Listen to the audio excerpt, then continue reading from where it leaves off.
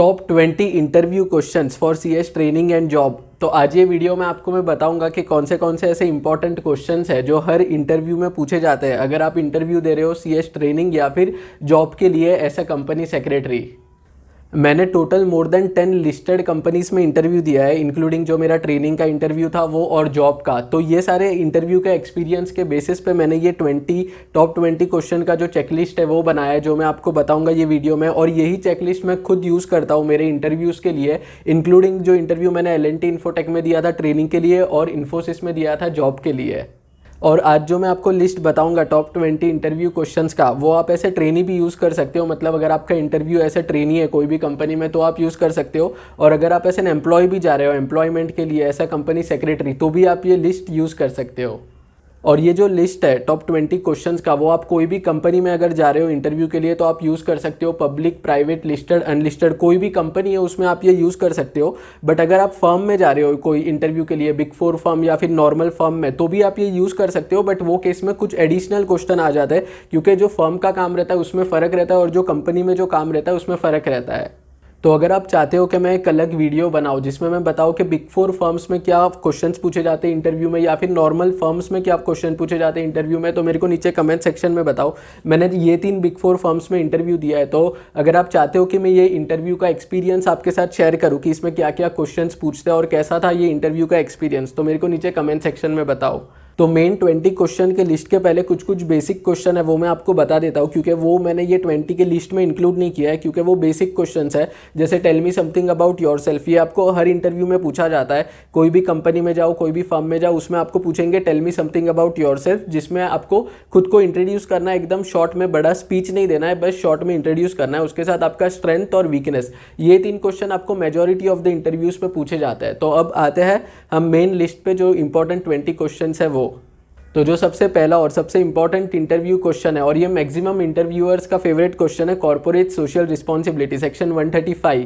ये इंपॉर्टेंट बहुत ज़्यादा है इसके लिए, क्योंकि इसमें बहुत सारे अमेंडमेंट्स आए हैं रिसेंटली। 2021 में इसका पूरा एक अमेंडमेंट एक्ट आया था, और रिसेंटली उसके बाद भी बहुत सारे इसमें अमेंडमेंट आए, नए नए फॉर्म आए CSR के रिलेटेड, CSR 2। तो इसके वजह से ये काफ़ी इंपॉर्टेंट हो जाता है। और जो भी लिस्टेड कंपनीज होती है, बड़ी बड़ी कंपनीज होती है, उसमें CSR एक अलग डिपार्टमेंट भी होता है, क्योंकि काफ़ी बड़ा होता है इनका CSR स्पेंड। इसके वजह से कॉर्पोरेट सोशल रिस्पॉन्सिबिलिटी के रिलेटेड जो भी है उसका कंपोजिशन, कमेटी का कंपोजिशन, एप्लीकेबिलिटी, कितना स्पेंड करना है, और स्पेंडिंग के रिगार्डिंग जो रूल्स और प्रोविजंस है वो आपको एकदम अच्छे से पढ़ के जाना है।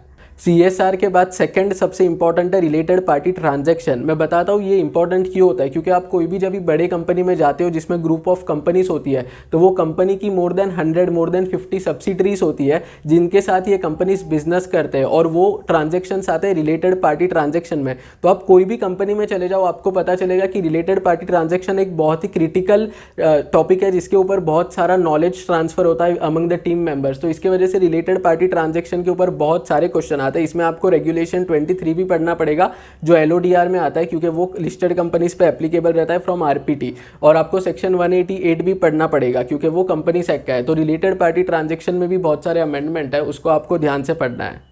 उसके बाद अगर आप लिस्टेड कंपनी में जा रहे हो इंटरव्यू के लिए, तो आपको एकदम अच्छे से LODR के रेगुलेशंस आने चाहिए। मतलब जनरली मैं ऐसा बेसिक रूल रेगुलेशन 6 से 47 पढ़ के जाता हूँ। ऑब्वियसली अगर इक्विटी लिस्टेड कंपनी है तो मैंने इक्विटी लिस्टेड में ही इंटरव्यू दिया है अब तक, डेट लिस्टेड में मैंने दिया नहीं है। डेट लिस्टेड के प्रोविजंस अलग होता है, बट अगर आप इक्विटी लिस्टेड कंपनी कोई भी कंपनी में जा रहे हो तो रेगुलेशन 6 to 47 आपको पता होना चाहिए। उसके बाद इंडिपेंडेंट डायरेक्टर के रिलेटेड जो भी प्रोविजन है वो भी इंटरव्यूअर के फेवरेट होता है। इंडिपेंडेंट डायरेक्टर का एलिजिबिलिटी क्राइटेरिया के कौन एलिजिबल है इंडिपेंडेंट डायरेक्टर के लिए, फिर एप्लीकेबिलिटी कौन से कंपनीज को रखना है, फिर कितने इंडिपेंडेंट डायरेक्टर होने चाहिए, उनको अपॉइंट करने के लिए कौन सा रेजोल्यूशन लगता है। इसमें एक अमेंडमेंट भी आया है रिसेंटली, और इंडिपेंडेंट डायरेक्टर भी एक ऐसा टॉपिक है जिसमें बहुत सारे रिसेंट अमेंडमेंट्स है। इसके वजह से इंडिपेंडेंट डायरेक्टर का पूरा जो टॉपिक है आपको पूरा अच्छे से पढ़ के जाना है।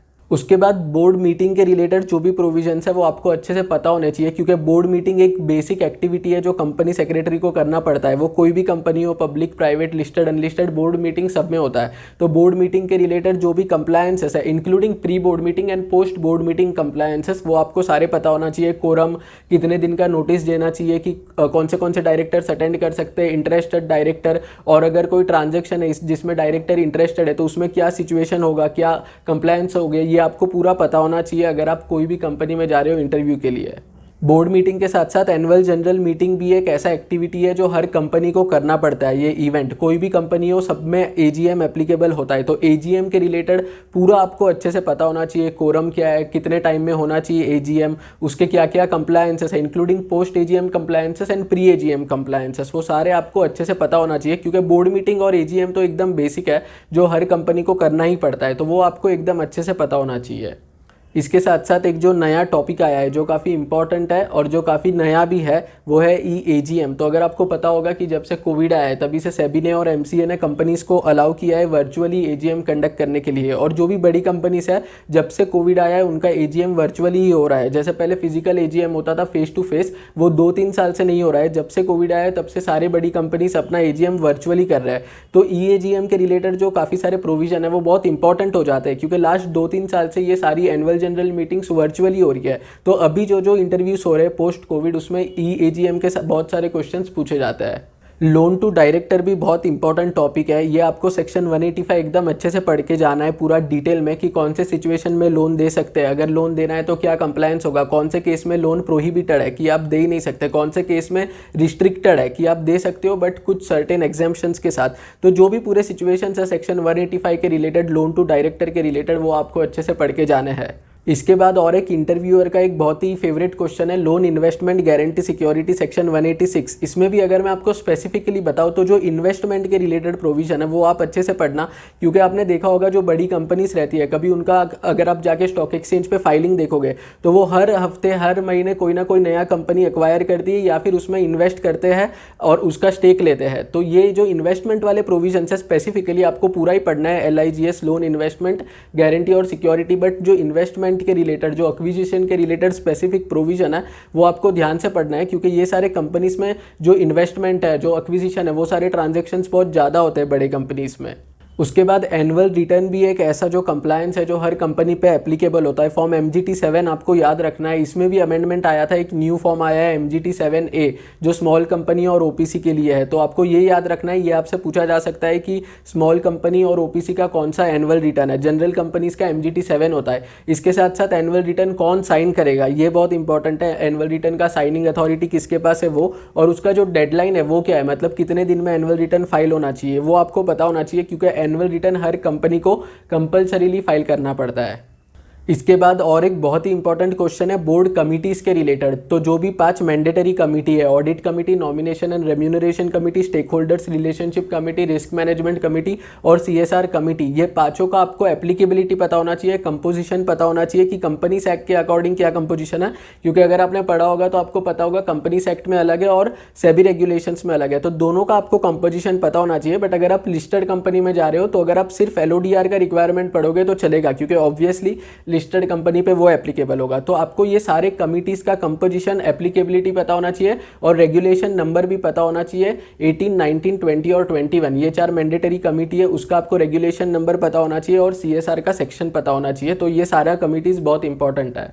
उसके बाद सेक्रेटेरियल ऑडिट के रिगार्डिंग जो भी प्रोविजंस होते हैं वो बहुत इंपॉर्टेंट होते हैं क्योंकि ऐसा कंपनी सेक्रेटरी वो ऑडिट है जो हमारे रिलेटेड है। मतलब जैसे CA का होता है स्टैट्यूटरी ऑडिट कॉस्ट, CMA का होता है कॉस्ट ऑडिट, तो वैसे CS के रिलेटेड होता है सेक्रेटेरियल ऑडिट। तो वो बाय डिफॉल्ट ज़्यादा इंपॉर्टेंट हो जाता है। तो उसमें आपको याद रखना है सबसे पहले तो एप्लीकेबिलिटी, उसका फॉर्म MR3 जो सेक्रेटेरियल ऑडिट रिपोर्ट होता है वो, और कौन कौन सेक्रेटेरियल ऑडिटर हो सकता है, कब अपॉइंट होता है, ये सारे जो बेसिक प्रोविजन है वो आपको याद करना है। काफ़ी सिंपल है। तो सेक्रेटेरियल ऑडिट एक इंपॉर्टेंट टॉपिक है। उसके बाद एक बहुत ही इंटरेस्टिंग और इंपॉर्टेंट टॉपिक है ESOP। अभी आपको लगेगा कि ESOP तो काफ़ी सिंपल है बट पढ़ाई के पॉइंट ऑफ व्यू से एकदम छोटा सा एक क्वेश्चन है ESOP 5 मार्क का। बट आप कोई भी लिस्टेड कंपनी का स्टॉक एक्सचेंज फाइलिंग देखना तो आपको पता चलेगा कि एवरी वीक या फिर एवरी मंथ उसमें ESOP अलॉटमेंट होते हैं और जो अलॉटमेंट का नंबर होता है वो बहुत बड़ा होता है, मतलब बहुत सारे शेयर्स अलॉट होते हैं अंडर ESOP। तो ESOP एक बहुत ही इंटरेस्टिंग टॉपिक है। इनफैक्ट मुझे याद है कि जब मैं इंटरव्यू के लिए गया था मैंने ESOP का कुछ भी नहीं पढ़ा था। फिर मुझे पता चला जब इंटरव्यू में क्वेश्चंस पूछे जाने लगे कि ESOP के रिलेटेड, तो मुझे पता चला कि क्यों पूछ रहे हैं। क्योंकि जब अभी मैं काम कर रहा हूँ लिस्टेड कंपनी में तब मुझे पता है कि ESOP एक कितना बड़ा कंप्लायंस है, क्योंकि every week every month ESOP allot होते हैं हाई नंबर्स में। तो ESOP आपको पढ़ के जाना है। इसके बाद कंपनी सेक्रेटरी के अपॉइंटमेंट के रिलेटेड जो प्रोविजन है सेक्शन 203 और जो भी रूल्स है वो आपको अच्छे से पढ़ना है, क्योंकि उसी के थ्रू हम अपॉइंट हो रहे हैं वो कंपनी में। तो जो बेसिक प्रोविजन है कि कंपनी सेक्रेटरी कौन से कंपनीज में अपॉइंट होना चाहिए, उसका जो लिमिट है वो कौन कौन ऐसे कंपनी सेक्रेटरी अपॉइंट हो सकता है वो, और कंपनी सेक्रेटरी का बेसिक ड्यूटीज़ क्या रहता है, क्यों कंपनी सेक्रेटरी का ज़रूरत होता है कंपनी में, ये सारी चीज़ें जो एकदम बेसिक है, क्योंकि आप ऐसे कंपनी सेक्रेटरी जा रहे हो तो वो आपको पता होना चाहिए। अब एक चीज़ इंटरव्यूअर करता है आपको कंफ्यूज करने के लिए, वो आपसे ये पूछ देगा कि आप बताओ आपका फेवरेट सेक्शन कौन सा है। तो आप जैसे आप वो सेक्शन बताओगे, जो भी आपका फेवरेट सेक्शन है, जो भी टॉपिक है, उसमें से वो आपको इतना डिटेल में क्वेश्चन पूछेंगे कि आप कंफ्यूज हो जाओगे। तो इसके लिए आपको इसके लिए पहले से प्रिपेयर्ड रहना है। तो आप क्या करो, आपको जो भी टॉपिक पसंद है वो ही आप इंटरव्यूअर को बताना कि ये मेरा फेवरेट सेक्शन है, इसमें मैंने डिटेल में स्टडी किया है। और एक्चुअली आपको उतना डिटेल में स्टडी करना पड़ेगा, क्योंकि द मोमेंट यू से कि वो आपका फेवरेट सेक्शन है तो वो आपको कुछ भी पूछ सकते हैं वो टॉपिक में, और फिर आप ये नहीं बोल सकते कि ये मुझे नहीं आता है। तो क्योंकि अगर वो आपका फेवरेट सेक्शन है तो आपको उसका पूरा डिटेल में आना चाहिए। तो ये अभी मेरे साथ रिसेंटली एक्सपीरियंसेस हुआ है ऐसा कि वो पूछेंगे कि फेवरेट सेक्शन कौन सा है। तो अब तो मैं प्रिपेयर्ड रहता हूँ, तो आपको भी प्रिपेयर्ड रहना है। आपको पता होना चाहिए कि कौन से टॉपिक में आपका इंटरेस्ट ज़्यादा है, इंडिपेंडेंट डायरेक्टर, सीएसआर, कोई भी हो सकता है, और उसके बारे में आपको पूरा डिटेल में पता होना चाहिए। उसके बाद नेक्स्ट, अगर आप कोई भी लिस्टेड कंपनी में जा रहे हो तो लिस्टेड कंपनी में एक बहुत बड़ा इवेंट होता है, quarterly compliances, half yearly compliances और एनुअल कंप्लायंसेस।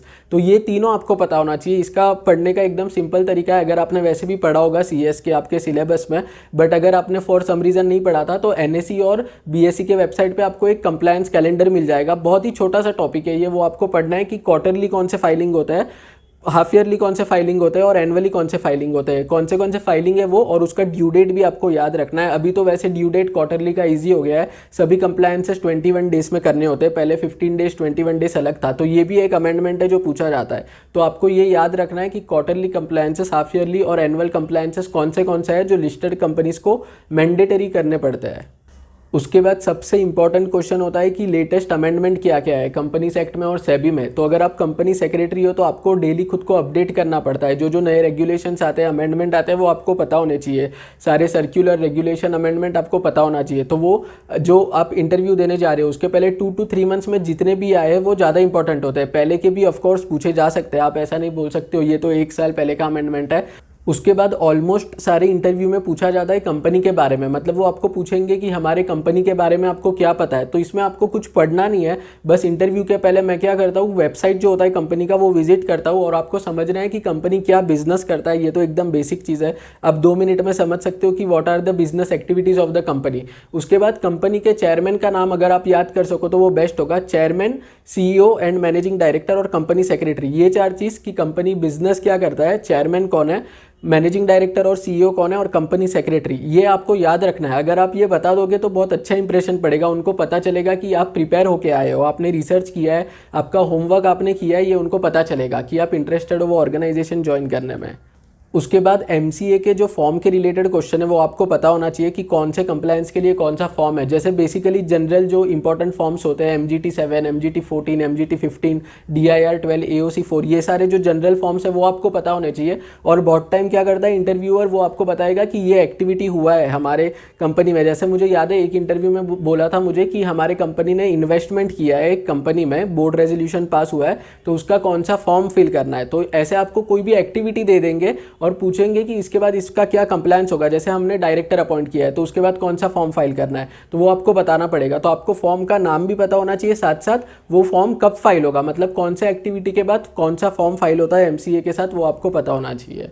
उसके बाद सबसे लास्ट इनसाइडर ट्रेडिंग रेगुलेशन, ये बहुत ज़्यादा इंपॉर्टेंट है। अगर आपने पढ़ा भी होगा तो आपको पता होगा कि कितना स्ट्रिक्ट रेगुलेशन है, इसकी पेनल्टी भी काफ़ी हाई है और कंपनीज इसको बहुत ज़्यादा स्ट्रिक्ट लेती है, क्योंकि अगर कोई भी बाहर न्यूज़ आ जाता है इनसाइडर ट्रेडिंग का तो कंपनी का उससे वैल्यू डाउन हो जाता है और कंपनी का रेप्यूटेशन पे भी इंपैक्ट होता है कि यहाँ पे इनसाइडर ट्रेडिंग हो रहा है। तो इसके वजह से इनसाइडर ट्रेडिंग के जो रेगुलेशन है वो कंपनी काफ़ी स्ट्रिक्टली फॉलो करती है। तो इसमें जो अमेंडमेंट्स आए वो आपको पढ़ना है। और इसमें एक रेगुलेशन 7 है जो डिस्क्लोजर का रिक्वायरमेंट होता है, वो आपको उसका लिमिट पढ़ना है, कब डिस्क्लोज करना होता है, वो डेजिग्नेटेड पर्सन कौन होता है, इमीडिएट रिलेटिव कौन होता है, ये सारी जो बेसिक चीज़ें हैं इनसाइडर ट्रेडिंग के रेगुलेशन के रिलेटेड वो आपको पता होना चाहिए, क्योंकि ये बहुत ही इंपॉर्टेंट होता है एक लिस्टेड कंपनी में। तो फ्रेंड्स ये थे top 20 important interview questions. I hope अब ये वीडियो देखने के बाद आप कोई भी इंटरव्यू इजीली क्रैक कर पाओगे। अगर आपको अभी भी कोई डाउट है या कन्फ्यूजन है ये टॉपिक के रिलेटेड तो मेरे को नीचे कमेंट सेक्शन में बताओ, मैं वहाँ पे आपको रिप्लाई कर दूंगा। और अगर आपको ये वीडियो अच्छा लगा हो तो वीडियो को लाइक कर देना और चैनल को सब्सक्राइब करके बेल आइकन पे क्लिक कर दो, ताकि नेक्स्ट टाइम जब भी मैं कोई वीडियो अपलोड करूँ तो आपको तुरंत नोटिफिकेशन मिल जाए। Thank you very much.